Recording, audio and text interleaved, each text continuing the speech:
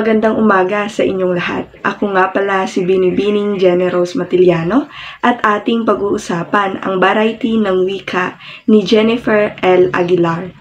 Si Dr. Jennifer L. Aguilar, tagapangulo ng COED Departamento ng Elementarya at Secondary Education, o kilalang Graduate of Bachelor of Arts in Filipino, Master of Art in Education, and Doctor of Education.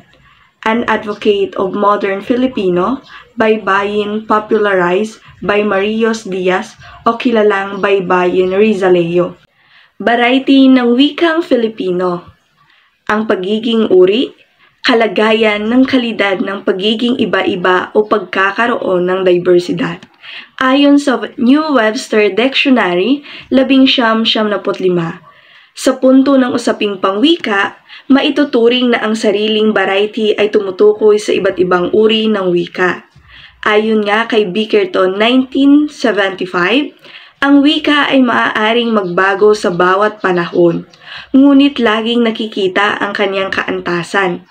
Ang variety ng wika ay di maaaring maiwasan sapagkat ito ay maaaring maging daan ng tao sa pag-aangkop ng kanyang sarili sa mundong ginagalawan. Bukod pa dito'y patuloy ang pagbabago ng wika sa di matukoy na dahilan. Sinasabi nga ni M.C. Farland na ang wika ay lubhang napakalawak, kung kaya't walang sinuman ang ganap na natututo sa sarili niyang wika. Ayon kay Hudson, ang variety ay isang set ng mga terminolohiyang panglingwistika na may pare-parehong distinksyon.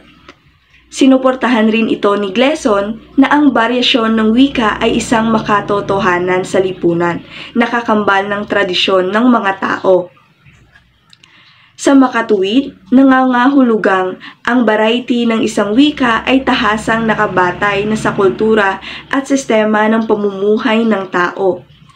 Bagamat ayon kay Consuelo Paz, 1973, ang pagtanggap sa wika ay bukas na pagbabago. Ito ay pinakamabuti daw na attitude para di maubos ang panahon sa pagtatalo kung alin ang variety ang dapat maging standard. Ayon pa rin kay Paz, hindi maiwasang pagbabago ng wika dahil ito'y buhay, mapanlikha at inobatibo kung kaya't kailangang tanggapin. Inidagdag din ni Himes na ang pagkamalikhain ng mga gumagamit ng wika ay nakatutulong sa kanilang malaman kung ano at gaano ang magagawa ng pagkakaroon ng variety ng wika, mga variety ng wika. Sa pandaigdigang batayan, patuloy pa rin ang pinagtatalunan kung alino-ano ang masasabing lingua franca ng daigdig.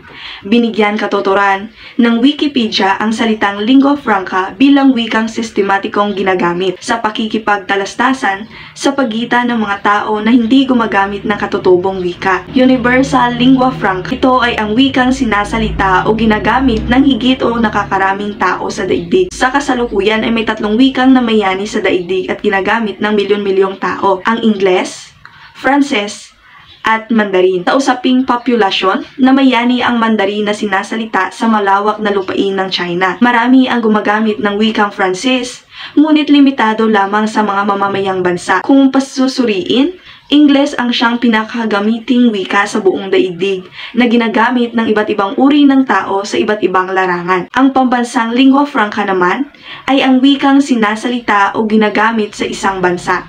Filipino ang pambansang wika ng Pilipinas at ito ay ipinag-utos ng Artikulo 14, Section 6 at 7 na ang 1987 Konstitusyon nagkakaroon man ng iba't ibang pagkakagamit ng wikang Filipino ang mga Ilocano. 3 baryasyon ng pambansang lingua franca ng Pilipinas ayon kay Alfonso Santiago. Ang una, purong Tagalog o puristic Tagalog. Lumilikha ng mga salita sa halip na manghiram. Hindi sila naniniwala sa panghihiram ng mga salita sapagkat ito raw ay nakasisira ng malaki sa ating wika. Halimbawa nito ang mga salitang salipawpaw sa halip na eroplano, buntala sa halip na mundo, bilnuran sa halip na matematika at iba pa. Hindi makakatulong sa pag-unlad ng wika ang ganitong sistema sapagkat dinamiko ang wika. Patuloy itong nagbabago ng panahon lalo't patuloy na umuunlad ang teknolohiya at nagbibigay ng mga bagong mga kataga o salita na naidadagdag sa bokabularyong Filipino tulad ng mga salitang laptop, palm top, iPad, MP4 at iba pa. Ngunit taliwas ito sa sinasabi ng Konstitusyong 1984, samantalang nalilinang ito. Dapat pagyabungin at pagyamanin pa sa salig sa umiiral na wika sa Pilipinas at sa iba pang wika. Taglish o Ingalog. Ang Taglish ay nangangahulugang mas maraming nahagi ng salita sa pangungusap, pati ng syntax sa wikang Tagalog. Ingalog ay nangangahulugang mas maraming leksikon o salita ang sa Ingles at kadalasan kabuuan ang Ingles. Halimbawa, Taglish, pupunta ako sa bank upang i-check ang aking account. Halimbawa sa Ingalog, I will go sa bank na to check my account. Malinaw sa mga halimbawang sa taas na magkaiba ang dalawa. Pansinin ang unang pangungusap ay higit na tumutugon sa development ng wikang Filipino dahil talagang gayong tayo gumagamit ng wika sa natural na paraan at di gaya sa ikalawa liban sa ilang piling mamamayan sa ating lipunan. Bagamat maraming bumabatikos at nagsasabi na ang Taglish ay makasisira sa wikang Filipino. Hindi maikakaila na ito na ang paraan at sistema sa pagsasalita ng mga tao sa Pilipinas. Halimbawa na ang sa loob ng paaralan ay maririnig ang mga ganitong pangungusap. Text message sa cellphone. Nandyan na ba ang proof natin? Baka late na ako makarating sa school kasi traffic dito.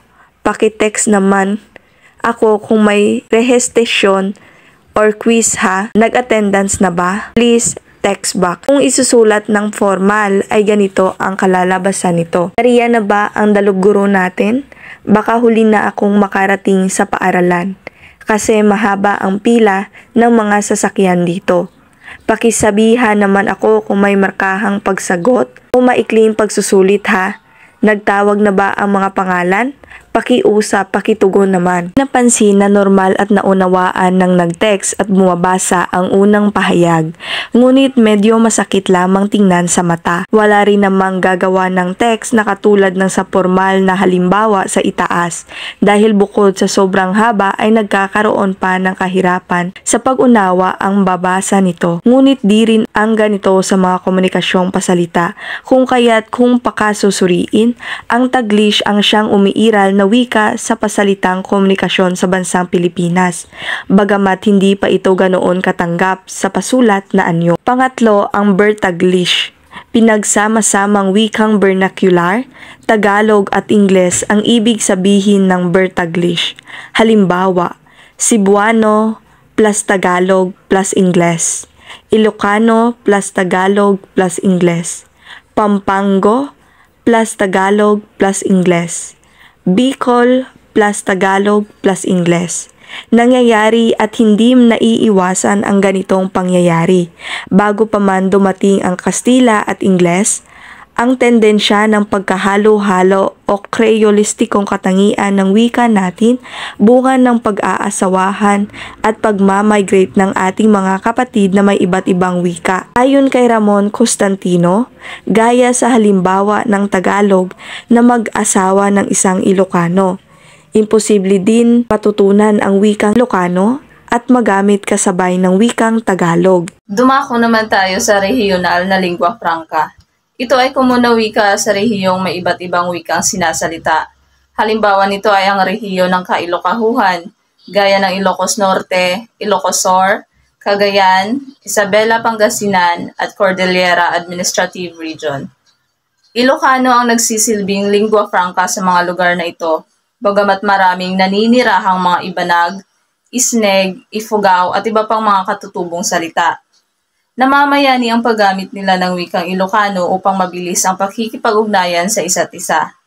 Ganito rin ang nagiging senaryo sa mga lugar na Kabisayaan at iba pang lugar sa ating bansa. Dialect. Dialect ay isang variant o uri ng wikang sinasalita sa isang tiyak na geographical na lokasyon. Ito rin ay sinasabing mga pagkakaiba sa loob ng isang wika ayon kay Ramos Jesus o wika at bilingualismo sa Pilipinas na madalas ay nasa accent, leksikografiya at pagbigkas ang pagkakaiba. Ikalawa, ang regional na dialect. Ito ay ang wikang ginagamit sa isang lugar na nasa loob ng maraming taon na kinakikitaan ng pagkakaiba sa bigkas, anyo ng salita at syntax nito. Ito ay ayon kay Wardo taong 1972.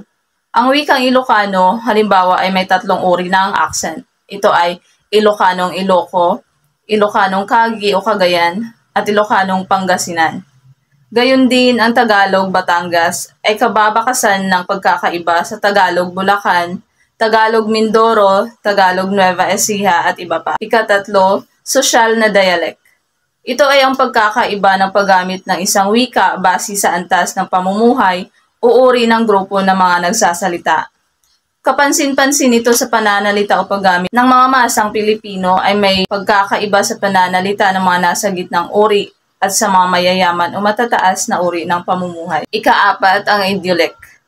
Idiolek ay ang tawag sa individual na paggamit ng isang tao sa isang wika. Gaya ng pagkakaiba ng mga fingerprints ng bawat individual, walang taong masasabing pareho sa paggamit ng isang wika. Ito ay ayon kay Ramos.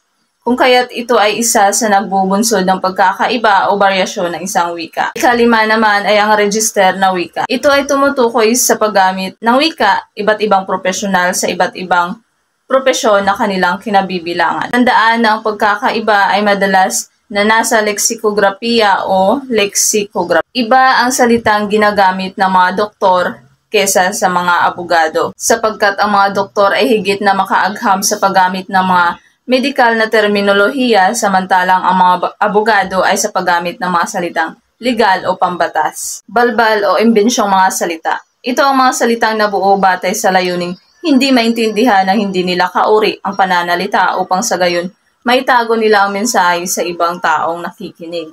Hindi maikakaila na lumitaw noong panahong 80s ang mga pananalitang ganito. Aganog o baga, agang gagag. Itinuturing na balbal na pahayag ang mga ganitong salita na sadyang ginagamit upang hindi maunawaan ng iba ang pinag-uusapan. Dinaragdagan lang ng pantig na gaigi, gigogo ang bawat pantig ng salita upang itago ang mga nakapaloob na salitang ibig sabihin sa kausap. Gay linggo o bekimon. Ito ay tinuturing din na balbal na salita, ang gay linggo, o tinatawag nilang Bekimon. Sa Facebook page ng Bekimon, nakasulat ang salitang Bekimon o isang bakla, lalaking bakla o babaeng bakla na hardcore, ay gumagamit ng gay linggo sa usapan at kahit sarili niya, hindi rin niya maintindihan minsan. Pinasikat ni Ben Joseph Persia, sinubok ng mga may akda na i-translate sa Bekimon Translator ang artikulo 14, Section 6 ng taong 1987 Konstitusyon at ito ang kinalabasan.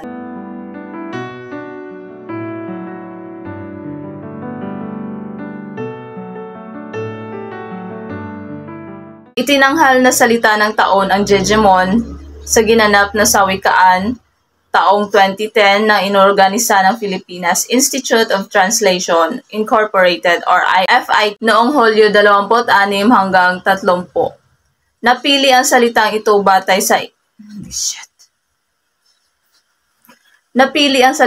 batay sa impact na naidulot nito sa socio-cultural, political, social, economic at iba pang aspeto ng pamumuhay ng mga Pilipino sa nakalipas na 2 taon. Dahil sa pagkakapanalo ng salitang ito, ay maisasama na sa bokabularyong Filipino ang salitang Jejemon at matatanggap na ito sa diksyonaryong Filipino. Hindi maikakaila na sikat sa taong 2009 hanggang 2010 ang mga naglabas ng mga Jejemon.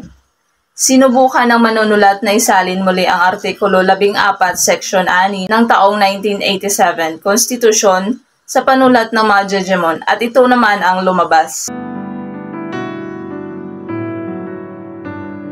Sa ordinaryong mambabasa, lubhang napakasakit sa mata at nakakahilong tingnan ang mga litang ginagamit. Sikat na sikat ang ganitong pamamaraan sa mga texts. Artikulo ni Roberto and Nevo. Sirkulo ng Digimon ang pinag-initan ngayon ng awtoridad at kabilang nito ang kagawaran ng edukasyon na portamentio ang pinagsanib ng mga salitang Digimon. Mauugat ito sa jeje na katumbas na mahinang pagtawa at binibigkas na Espanyol na hehe, gaya ng Espanyol na jefe o hepe sa Filipino, at moon na mula sa Ingles na monster, na ang isa pang inibento tinipil na anyo ay Pokemon Pocket Monster na pinasikat sa mga palabas na anime ng Hapones. Ayon sa Urban Dictionary Camp, ang Digimon ay may mga tao na nasa mga networking site na nagaya ng Friendster at Multiply na may mababasang IQ na nagpapakalat ng katangahan sa pamagitan ng paglipa ng mga salitang may pambihirang spelling at pampalakas. Ito ang mga halimbawa ng Digimon o mga salita sa jeje.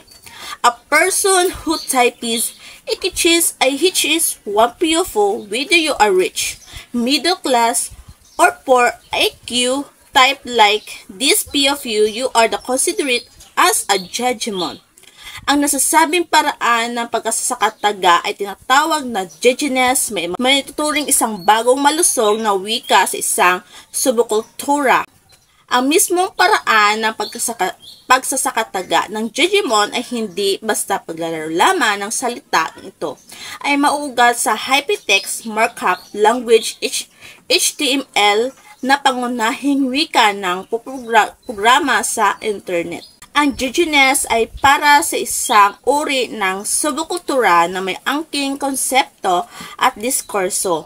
At bagamat umiiral sa kasalukuyang realidad ay nakakayang tumawid pampabalik-balik mala realidad, hyperrealidad na likha ng internet World Wide Web. Mauugat ganitong asta ng mga Digimon konsepto, tayo-tayo, at kami-kami ng mga Filipino para sa mga Filipino. May tinatawag na malalapit na taong tumutukoy sa mamatalik na kaanakang, kaibigan at kakosa.